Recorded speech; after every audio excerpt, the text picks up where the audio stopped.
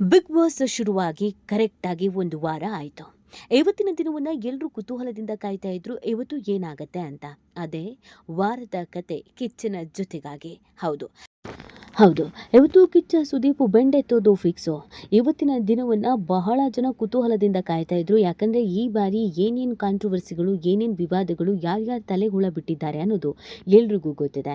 ಅದರ ಜೊತೆಗೆ ಇವತ್ತು ಏನು ಆಗುತ್ತೆ ಅನ್ನುವಂಥ ಕುತೂಹಲ ಕೂಡ ಇದೆ. ಕಾರಣ ಈ ವಾರದ ಎಲಿಮಿನೇಷನ್. ಈ ವಾರದ ಎಲಿಮಿನೇಷನ್ನಲ್ಲಿ ಯಾರು ಹೊರಗೆ ಹೋಗ್ತಾರೆ ಅನ್ನುವಂಥ ಲೆಕ್ಕಾಚಾರವನ್ನು ಆಲ್ರೆಡಿ ಹಾಕಲಾಗಿದೆ. ಹೇಳಬೇಕು ಅಂತಂದರೆ ಈ ವಾರ ಎಲಿಮಿನೇಷನ್ ಆಗಿದ್ದು ಅಥವಾ ಎಲಿಮಿನೇಷನ್ ಆಗಿ ಮನೆಯಿಂದ ಹೊರಗೆ ಬರಬೇಕಾದವರು ಒಬ್ಬರು ಆಗಿದ್ದರು. ಆದರೆ ಕೊನೆಯ ಮೂಮೆಂಟ್ನಲ್ಲಿ ಆದಂಥ ಒಂದಷ್ಟು ಬದಲಾವಣೆಗಳಿಂದ ಅವರು ಮನೆಯಲ್ಲಿ ಸೇಫ್ ಆಗಿ ಇನ್ನೊಬ್ಬರು ಮನೆಯಿಂದ ಹೊರಗೆ ಬರೋದು ಖಂಡಿತ.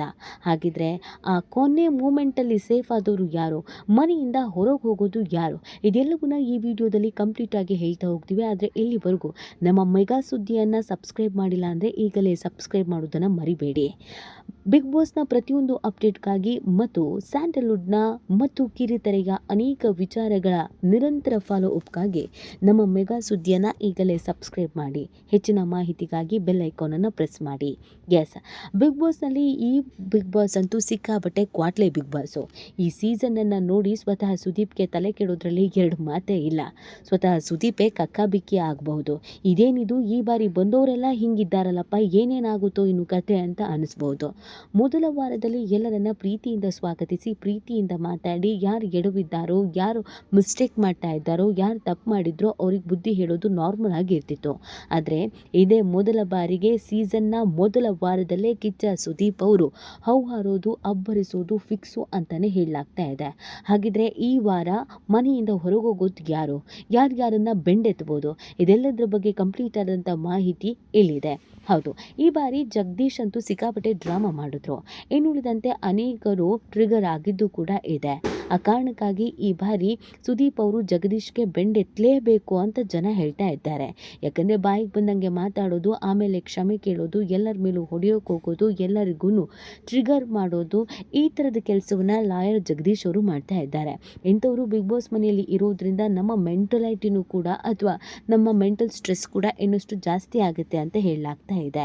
ಆ ಕಾರಣಕ್ಕಾಗಿ ಮೊದಲಿಗೆ ಜಗದೀಶ್ಗೆ ಬೆಂಡೆತ್ತಬಹುದು. ಇನ್ನುಳಿದಂತೆ ಕೊನೆಯದಾಗಿ ಎಲಿಮಿನೇಷನ್. ಈ ಬಾರಿ ಗೌತಮಿ ಎಲಿಮಿನೇಷನ್ ಆಗಿದ್ದಾರೆ. ಸತ್ಯ ಸೀರಿಯಲ್ ಮುಖಾಂತರವಾಗಿ ಹೆಸರು ಮಾಡಿದವರು, ಮೋಡಿ ಮಾಡಿದವರು ಗೌತಮಿ ಬಗ್ಗೆ ತುಂಬ ಜನಕ್ಕೆ ಗೊತ್ತಿರಲಿಲ್ಲ. ಬಿಗ್ ಬಾಸ್ಗೆ ಬಂದ ಮೇಲೆ ಒಂದಷ್ಟು ಮಂದಿ ಅವರನ್ನು ನೋಡಿದ್ದಾರೆ, ಅವ್ರ ಬಗ್ಗೆ ತಿಳ್ಕೊಳ್ಳೋ ಕೆಲಸವನ್ನು ಕೂಡ ಮಾಡಿದ್ದಾರೆ. ಸೊ ಎಲಿಮಿನೇಟ್ ಆಗಿರುವಂಥ ಗೌತಮಿ ಮನೆಯಿಂದ ಹೊರಗೆ ಹೋಗ್ತಾರಾ ಅನ್ನುವಂಥ ಪ್ರಶ್ನೆಗೆ ಖಂಡಿತವಾಗಿಯೂ ಇಲ್ಲ ಅನ್ನುವಂಥ ಉತ್ತರ ಬರುತ್ತೆ. ಯಾಕಂದರೆ ಗೌತಮಿ ತುಂಬ ಸಾಫ್ಟ್ ಆಗಿ, ತುಂಬ ಕ್ಲಿಯರ್ ಆಗಿ, ತುಂಬಾ ಟ್ರಾನ್ಸ್ಪರೆಂಟ್ ಆಗಿ ಬಿಗ್ ಬಾಸ್ನಲ್ಲಿ ಆಟ ಆಡ್ತಿದ್ದಾರೆ. ಯಾವುದೇ ಕಾಂಟ್ರವರ್ಸಿ ಮಾಡ್ಕೊಳ್ದೆ, ಯಾರ ತಂಟೆಗೂ ಹೋಗದೆ, ಸುಳ್ಳು ಹೇಳ್ದೆ, ಡ್ರಾಮಾ ಮಾಡದೆ, ಯಾವುದೂ ಇಲ್ಲದೇ ಒಂದು ಒಳ್ಳೆ ಪ್ಯೂರ್ ಹಾರ್ಟಿಂದ ಆಡ್ತಾ ಇರೋದ್ರಿಂದ ಗೌತಮಿ ಇರಬೇಕು ಅನ್ನುವಂಥವರೇ ಹೆಚ್ಚಾಗಿದ್ದಾರೆ.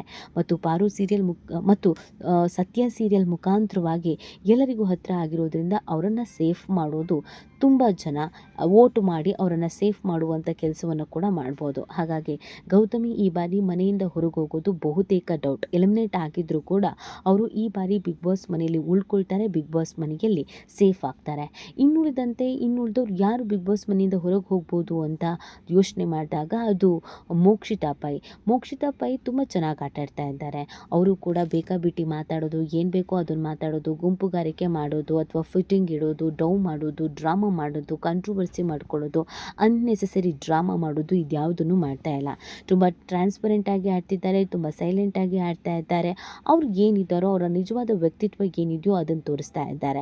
ಸೊ ಹೀಗಿರಬೇಕಾದ್ರೆ ಅವರು ಕೂಡ ಪಾರು ಸೀರಿಯಲ್ ಮುಖಾಂತರವಾಗಿ ಎಲ್ಲರ ಮನಸ್ಸನ್ನು ಗೆದ್ದವರು, ಅವ್ರಿಗೂ ಕೂಡ ಫ್ಯಾನ್ ಬೇಸ್ ಇದೆ.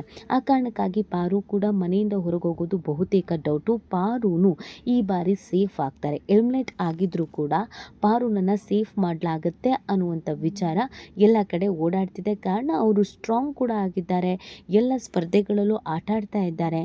ಅದರಲ್ಲೂ ನಿನ್ನೆ ಕ್ಯಾಪ್ಟನ್ ಮಾಡುವಂಥ ಸ್ಪರ್ಧೆಯಲ್ಲಂತೂ ಅವರ ತಾಕತ್ತೇನು, ಕೆಪಾಸಿಟಿ ಏನು ಅನ್ನೋದು ಗೊತ್ತಾಗಿದೆ. ಹಾಗಾಗಿ ಅವ್ರು ಹೋಗೋದು ಡೌಟು. ಇನ್ನು ಯಮುನಾ ಶ್ರೀನಿಧಿ ಹೋಗಲೇಬೇಕು ಅಂತ ಸ್ವತಃ ಜನನೇ ಹೇಳ್ತಾ ಇದ್ದಾರೆ. ವೋಟ್ ಹಾಕೋದು ಕೂಡ ಕಮ್ಮಿನೇ ಅಂತ ಹೇಳ್ತಿದ್ದಾರೆ. ಯಾಕಂದರೆ ಕಿರಿಕಿರಿ ಮಾಡ್ತಾರೆ, ತುಂಬಾ ಜಗಳ ಮಾಡ್ತಾರೆ, ಬಾಯಿ ದೊಡ್ದು ವಾಯ್ಸ್ ದೊಡ್ದು ಏನು ಬೇಕೋ ಅದನ್ನು ಮಾತಾಡ್ತಾರೆ, ಎಲ್ಲರ ಮೇಲೂ ಜಗಳಕ್ಕೆ ಹೋಗ್ತಾರೆ, ಸಿನ್ಯಾರಿಟಿ ಅನ್ನೋದು ಕೂಡ ಇಲ್ಲ. ಸೊ ಇಂಥ ಕಿರಿಕಿರಿ ಮಹಿಳೆಯನ್ನು ಮನೆಯೊಳಗೆ ಇಟ್ಕೊಳ್ಳೋದಿದ್ರು ಮೊದಲು ಹೊರಗೆ ಕಳಿಸಿ ಅಂತ ಹೇಳ್ತಾ ಇದ್ದಾರೆ. ಜನಕ್ಕೆ ಯಮುನಾ ಶ್ರೀನಿಧಿ ಖಂಡಿತವಾಗಿಯೂ ಇಷ್ಟ ಆಗಿಲ್ಲ, ವೋಟ್ ಅಂತೂ ಕಡಿಮೆ ಬರುತ್ತೆ. ಹಾಗಾಗಿ ಈ ಬಾರಿ ಯಮುನಾ ಶ್ರೀನಿಧಿ ಮನೆಯಿಂದ ಹೊರಗೆ ಹೋಗೋದ್ರಲ್ಲಿ ಡೌಟೇ ಇಲ್ಲ ಅಂತ ಕೆಲವರು ವಾದ ಮಾಡ್ತಾ ಇದ್ರು ಕೂಡ ಯಮುನಾ ಮನೆಯಿಂದ ಹೊರಗೆ ಹೋಗೋದು ಡೌಟು. ಕಾರಣ ಬಿಗ್ ಬಾಸ್ಗೆ ಬೇಕಾಗಿರೋದೇ ಕಾಂಟ್ರವರ್ಸಿ. TRP ಬೇಕು ಅಂತಂದರೆ ಕಾಂಟ್ರವರ್ಸಿ ಬೇಕು. ಯಮುನಾ ಇಲ್ಲೇ ಉಳ್ಕೊಂಡ್ರೆ ಮುಂದೆ ಬೇರೆಯವ್ರ ಮೇಲೆ ಜಗಳಕ್ಕೆ ಹೋಗ್ತಾರೆ, ಸ್ಟ್ರಾಂಗ್ ಆಗಿ ಇರ್ತಾರೆ. ಈ ಜಗಳ, ಈ ಕಾಂಟ್ರವರ್ಸಿಗಳೇ TRP ಆಗಿ ಚೇಂಜ್ ಆಗಿಬಿಡತ್ತೆ. ಆ ಕಾರಣಕ್ಕಾಗಿ ಜನ ಹೊರಗೆ ಕಳಿಸೋದಕ್ಕೆ ರೆಡಿ ಆಗಿದ್ರು.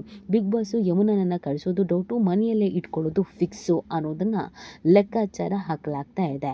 ಇನ್ನು ಚೈತ್ರ ಕುಂದಾಪುರ ಇದ್ದರೆ ಪಕ್ಕ TRP ಬರುತ್ತೆ. ಯಾಕಂದರೆ ಆಕೆ ಬಾಯಿ ಯಾರು ಏನು ಮಾತಾಡಿದ್ರು ಬಿಡೋದಿಲ್ಲ, ಎಲ್ಲರ ಮೇಲೂ ಜಗಳಕ್ಕೆ ಹೋಗೇ ಹೋಗ್ತಾಳೆ. ಸೊ ಹೀಗಿರಬೇಕಾದ್ರೆ ಆಕೆ ಕೂಡ ಕಾಂಟ್ರವರ್ಸಿ ಕ್ವೀನು. ಮೊದಲ ವಾರದಲ್ಲೇ ಆಕೆಯನ್ನು ಕಳಿಸ್ಬಿಟ್ರೆ ಮಜಾ ಅಂತೂ ಖಂಡಿತ ಬರೋದಿಲ್ಲ. ಅದಲ್ಲದೆ ಇದು ಹೊಸ ಅಧ್ಯಾಯ.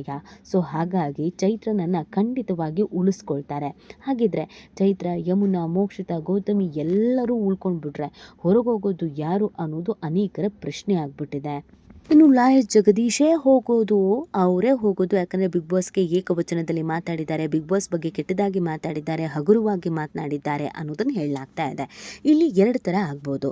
ಒಂದು, ಹಿಂದಿ ಬಿಗ್ ಬಾಸ್ನಲ್ಲಿ ಇದೇ ರೀತಿ ಬಿಗ್ ಬಾಸ್ಗೆ ಅವಮಾನ ಮಾಡಿದ್ದವರನ್ನು ಸಲ್ಮಾನ್ ಖಾನ್ ಅವರು ಅಂದರೆ ನಿರೂಪಕರು ಅಲ್ಲಿಂದ ಈ ಕ್ಷಣಕ್ಕೆ ಮನೆ ಬಿಟ್ಟು ಹೋಗಿ ಅಂತ ಹೊರಗೆ ಕಳಿಸಿದ್ರು. ಆ ಥರ ಕಿಚ್ಚ ಸುದೀಪ್ ಅವರು ಜಗದೀಶ್ಗೆ ಮನೆಯಿಂದ ಹೊರಗೆ ಹೋಗಿ ಬೇಕಾಬಿಟ್ಟಿ ಮಾತಾಡಬೇಡಿ, ಬಿಗ್ ಬಾಸ್ಗೆ ಒಂದು ಎಥಿಕ್ಸ್ ಇದೆ ಅಂತೆಲ್ಲ ಬಾಯಿಗೆ ಬಂದಂಗೆ ಬೈದು ವಾಪಸ್ ಕಳಿಸಬಹುದು.